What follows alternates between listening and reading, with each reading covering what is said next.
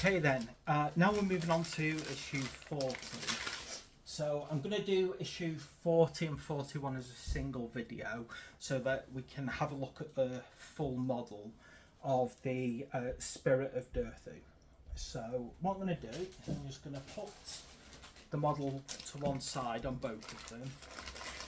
And I'm going to go through this as a dual issue video so that we can have a look at the both sprues that we get with this.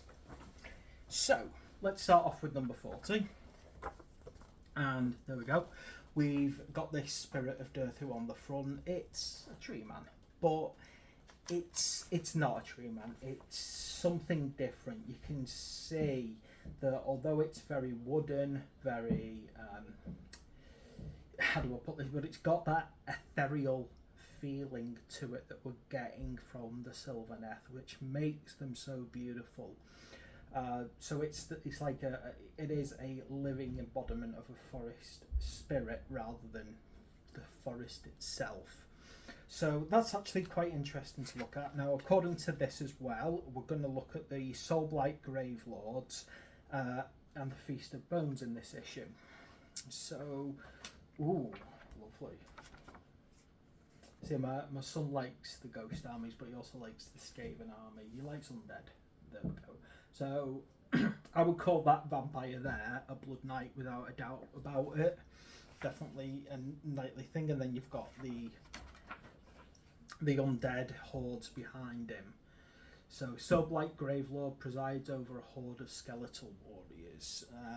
We've got some lore about them, which is cool. I think it's the Nighthaunt ghosts that my son has in one of the Winged Nightmares, which he's quite fond of.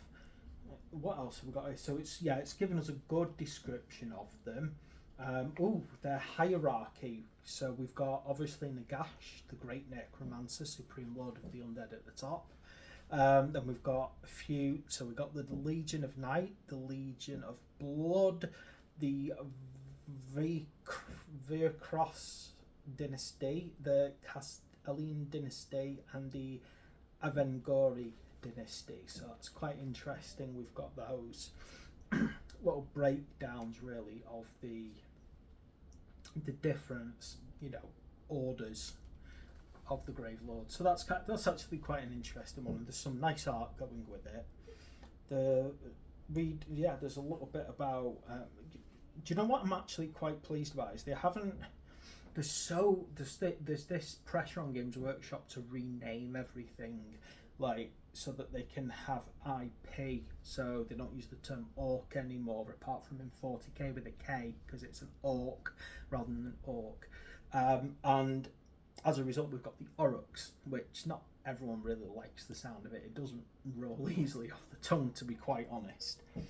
So the fact that they still call them vampires is actually quite nice in that regard. So, they keep it nice and simple on that one.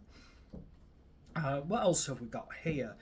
Feast of Bones. So conflicts break out. Ossiarch Bone Reapers use bones. For the Ogre, more tribes' bones are food. So basically, our lovely ogres basically eat the other side. That's their point, isn't it? So that's actually quite interesting as well. That's actually quite funny, actually. I like that special character there because we've had this ogre in a premium, well, not in a premium kit, but in an extra magazine. So I would actually be quite interested to see if this is an option for the future, and I would like that if we got a few undead miniatures coming up in a few issues time as one of the special ones. Master of the Bone Tithe. Ooh, Great Necromancer the Great Necromancer's emissaries. Is it really weird because it looks like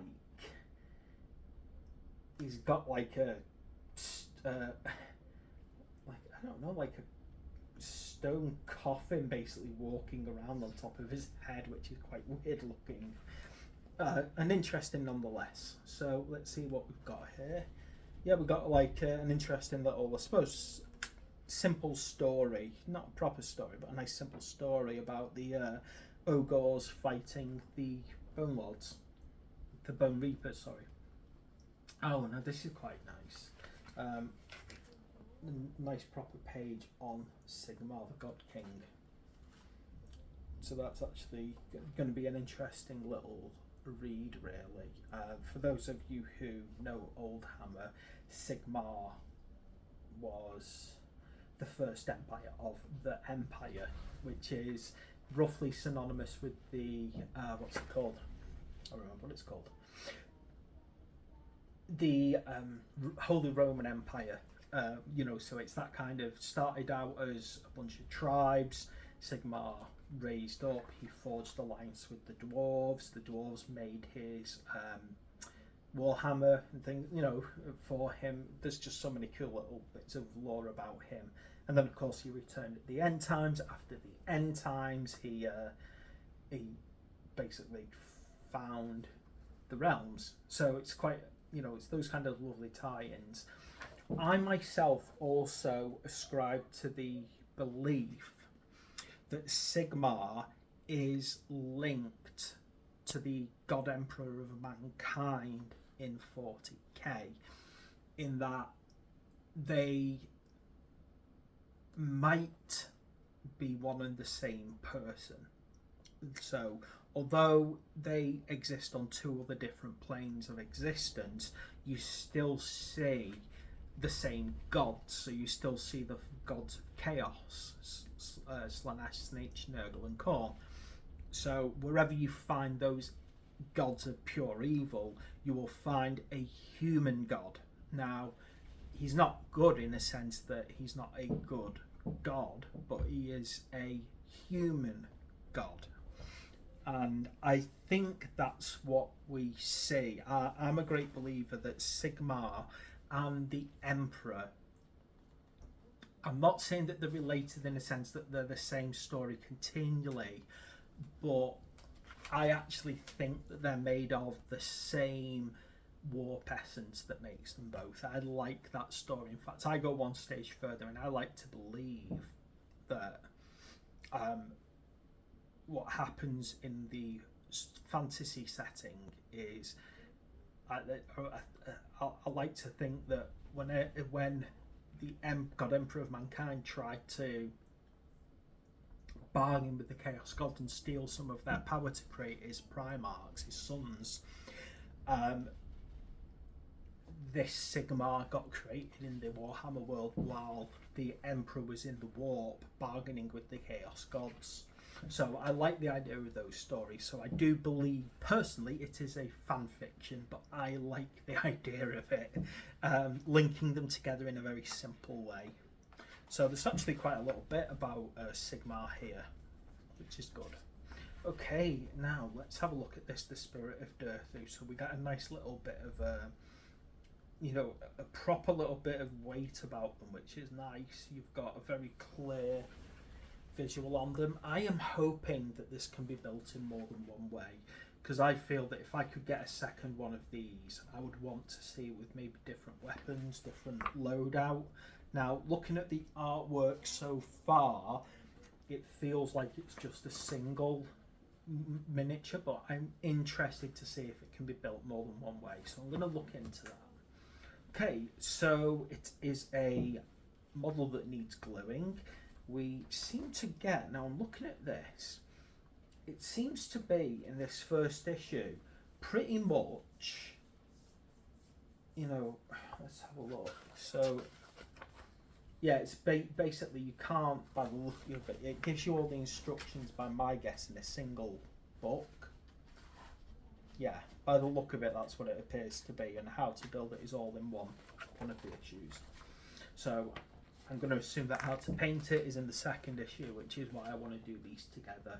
Okay, got some order tactics on how to use the Stormbringer Chariot. The Griffhounds, the Hobgrot Splitters, which I think are awesome. The Marsh Crawler Slogoth, which I just... it's a weird one that I both love it and think it's absolutely hideous at the same time, but I suppose that's the point, it's supposed to look hideous. And then a little bit of a pitched battle, and then, you know, kind of like what's coming up, which I really like the look of, because obviously we know that you get the second part of this, but we're also looking at this Molgov the Mighty coming up. It's a monster heavy set of issues, this, so I'm going to get onto them soon enough. Right, what have we got here then? Issue 41. It's got itself a cool pull out, and ooh, the Realm of Metal. Right, let's have a look here. Caradron Overlords. I can't wait. I think that's part of the premium kit, or one of them is. Maybe a smaller version of that. I can't wait for those Caradron Overlords. I love any of the Dowie. What else have we got here? Oh, right. So this is a Chaos. Yeah, Cultist of the Iron Golem. That's actually quite interesting. Looks like it might be a Chaos Warband. Gloomspike Gits hanging around. So yeah, it's a nice little pull out here, isn't it, of the Realm of Metal, explaining all of the stuff that goes on. Oh, and a nice map of it as well, just to add, you know, some interest to it. And of course, with it being the Realm of Metal, I'm going to assume you come across a lot of gold in this. So that'll be a nice little read later on that I'll pull out. And let's go through this. So the Realm of Metal is covered, dry brushing techniques. So dry brushing is a really useful technique when you're dealing with anything that has a lot of raised areas and indented areas. So yeah, we're getting a nice little bit of lore about the Realm of Metal. And then it tells you a bit about the Arcanauts of the Caradron Overlords. It's quite. I love the fact that they've got sky ships. Gyrocopters have existed for a long time for the Dowie, the dwarves. But airships were always inferred as being possible for the Dowie, so they were on that kind of logic, and we know that all of the races of the old world were kind of imprinted onto the realms. So obviously they basically, you know, got recreated. I'm not sure how that happened, how they got recreated. I assume it's got something to do with the old gods and things like that, or maybe even refugees somehow survived, somehow escaped. We know that's possible. So that's quite interesting stuff. Now, the only thing is we don't get a lot of lore in this magazine, and then it goes straight on to painting techniques. So it's covering things like dry brushing and how to do it, and another thing is how to keep a dry brush in good shape. Dry brushes fray very quickly, there's no doubt about that. Okay, so how to load a dry brush, how to apply it, which again, you know, was good stuff to know, and then how to paint the Spirit of Durthu. So we seem to have, you know, quite a lot of interesting layering techniques going on here. You know, I've got to be careful about how you approach it. Let's have a look what else we've got here. Now, one of the things that's going to be hard is painting these kind of details. Now, I wish I had time to actually do painting tutorials, but to be quite honest, I'm not bad at painting, but whether or not I've got that kind of skill to help you all out is, I'm 50-50 on that, to be quite honest. I can make things look good, I've got some good ideas, but sometimes I don't always execute them perfectly.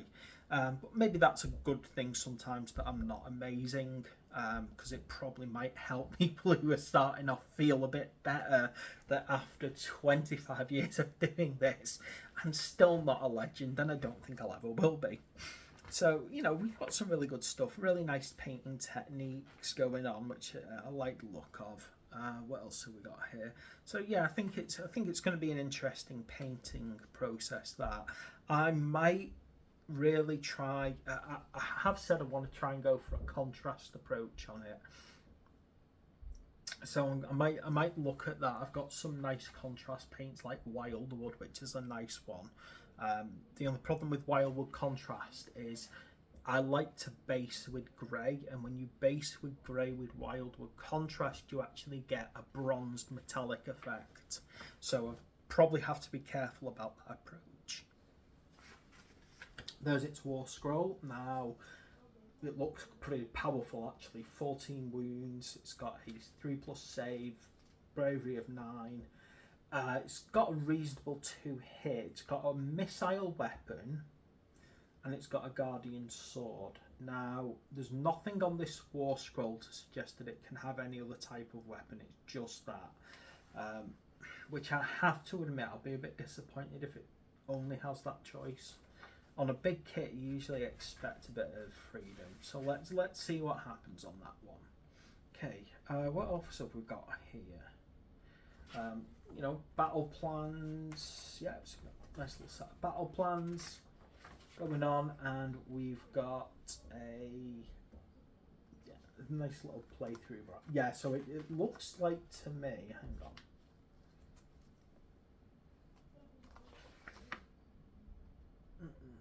Yeah, through the gate. Yeah, it's like nice little battle going on there between the Alliance and the increasing Alliance of Destruction with such a wide range of models coming along. So, that's my review of issues 40 and 41. Well, what about the model? Okay, so let's see what's going on here. As I said, it's got a lot to it. There's no doubt about that. There is huge amount of parts to this miniature. So what you've got to look at is each one of these is the size of an A4. So basically that's why it has to be in 2, really. I mean, it's perfectly reasonable that we've got, you know, 2 issues to cover this on. Now, looking at this just on the surface. Now, yeah, right, hang on, let me see here. So we've so many parts that I'm just trying to very quickly go through and see if anything jumps out at me. Now, one thing that's jumping out at me right away is this. Here's the sword, and there's the sword in that arm.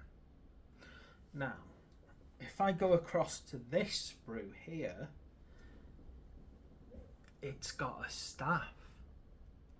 So, I think I'm going to have to do a little bit of investigating after this video. Can we have a second, not a Spirit of Durthu, something else? Sometimes a lot of these kits are separated into a special character and a regular model. So, well, I say a regular model with this thing, just like a monster. That does actually happen quite often. Now, the fact that that is not a sword, that is very clearly a stave with some kind of woodland growth coming out of it, has me intrigued. So I'm going to have to look into that so that I can, even if I build it as the Spirit of Durthu straight up, then I can actually tell you if there are alternative builds to it. And for me to look like, kind of work out how that goes together, I might even go, if I feel I can do it, I might try and go insane and actually magnetize it and see if I can put it one way or the other. But I don't tend to like magnetizing stuff like this. So I can even see here, if we look, we've got this kind of Spirit of Durthu's loincloth. Well, basically it's like a loincloth with just skulls and branches. Over here, there's something similar to that, but it looks like it's made of some kind of weave.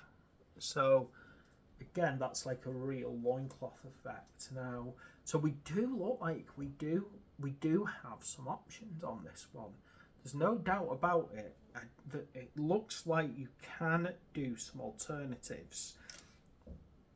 So we've got the faceplate there. I don't see a second faceplate at the moment, but that does not mean that there isn't another faceplate on there to give an alternative facial feature for it. So again, that will be something that I'm looking into. So it's definitely got options on the hands. However, what do those options mean? Do those options, is this some kind of stave to create a magic wielding variant of the spirit? It might be nice to find out. So I think I'm good. Do you know what? When I do things like this, I guarantee someone will put it in the comments before I find out, which I really like. I love that. Just do it. If you know, tell me. Okay. I really should be a better person and make an effort to thank people who actually do that, and I'm really bad for doing it because I'm just such, I don't do it on purpose. I'm just a very busy person when I'm not putting models together. Okay, so there we go though. I'm happy with issues 41 and 42. We get a lot in it, and we get a real, get a nice big beast monster. Okay, so there we go. Tell me your thoughts. Tell me if you know if it's a different miniature if you use the staff. That would also be an interesting one. Thanks for watching. Please like and subscribe. See you next time.